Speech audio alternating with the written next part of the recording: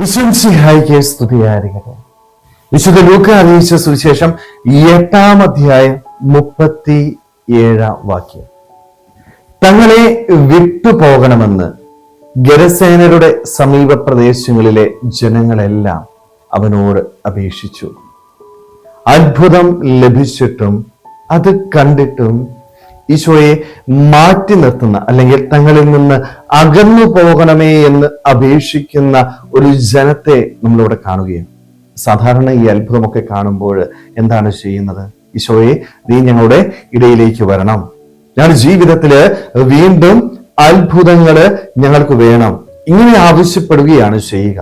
എന്നാൽ ഈ ജനക്കൂട്ടം എന്തുകൊണ്ടാണ് ഈശോയെ തങ്ങളുടെ ഇടയിൽ നിന്ന് ദൂരേക്ക് പോകുവാനായിട്ട് ആവശ്യപ്പെടുന്നത്? കാരണം ഒന്നേ ഉള്ളൂ, അവരുടെ ജീവിതത്തില് ഒത്തിരിയേറെ നഷ്ടം അവർക്കുണ്ടായല്ലേ. ഇഷ്ടംപോലെ പന്നികളെ അവർക്ക് നഷ്ടപ്പെട്ടു.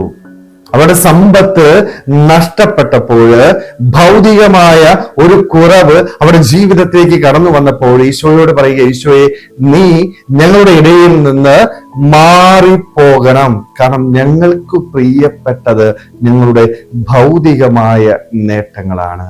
സ്നേഹമുള്ളവരെ, പലപ്പോഴും ഈ ജനക്കൂട്ടത്തിന്റെ അതേ മനോഭാവത്തോടുകൂടി ദൈവസന്നിധിയിലേക്ക് നമ്മളും കടന്നു വരാറില്ലേ? ഭൗതികമായ നേട്ടങ്ങള് ദൈവത്തിനു വേണ്ടി മാറ്റിവെക്കാനായിട്ട് പലപ്പോഴും നമുക്ക് സാധിക്കുന്നില്ല.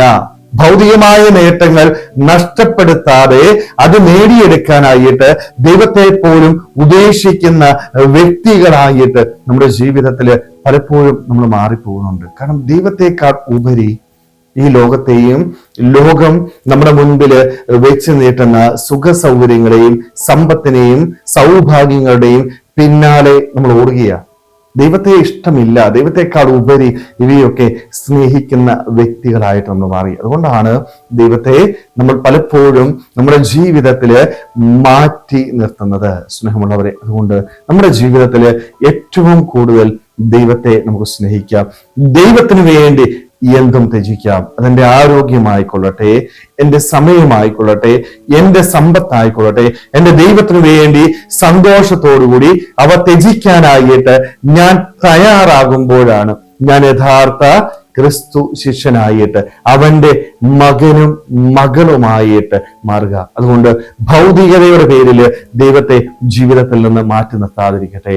എപ്പോഴും ദൈവത്തിന്റെ കരം പിടിക്കുവാനായിട്ട്, ദൈവത്തിന് വേണ്ടി എല്ലാം സന്തോഷത്തോടെ ത്യജിച്ച് യഥാർത്ഥ ക്രൈസ്തവനായി ജീവിക്കുവാനായിട്ട് നമുക്ക് ഓരോരുത്തർക്കും ആത്മാർത്ഥമായിട്ട് ആഗ്രഹിക്കാൻ ശ്രമിക്കുക. ദൈവം നമ്മളെല്ലാവരെയും സമൃദ്ധമായിട്ട് അനുഗ്രഹിക്കട്ടെ. ആമേൻ.